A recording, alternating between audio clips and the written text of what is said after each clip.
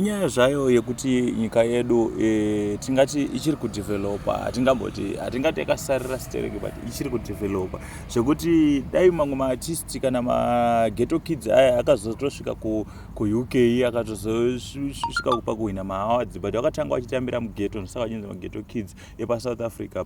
So pane nyaya ndauya nayo yo welcome to Bomb Show Television. Kana uri munyowani panapa unzwisise nyaya iyi, usubscribewo, uwanze malikes kuti video rifambe, because kuwanda kwaro malikes ndokuti YouTube ifambise video. So nhasi nyaya ndauya nayo inyaya inosirisa, but inyaya ikudzidzisa zvakawanda. Nyaya iyi yakamira so, pane mukomana angachiratidza kuti mustreet kid, but paaimba vanhu vamira vese vakatanga kutanga vachaburitsa musodzi vachinzwa nyaya yake, achinzwa message yanga iri munyaya yake. So nyaya iyi yanga yakamira so, mukomana apiwa maiki paroad show akabva atanga kuimba kwaita kuti vanhu vasiririswe nazvo. Saka da kuti muone video iri, mukomende zvamunofunga in the comment section below kuti mukomana ari kushota mapromota here kana kuti ari kufanira kumbonowedzera. But ndaona nge ari kushota mapromota. DJ Levels naFantani vanofanira kuita plan kuti vatsvage mukomana vamulocate akuimba zvinhu zviri kuitika muZimbabwe, nyika yedu. Muonei chatinoda muZimbabwe kubatana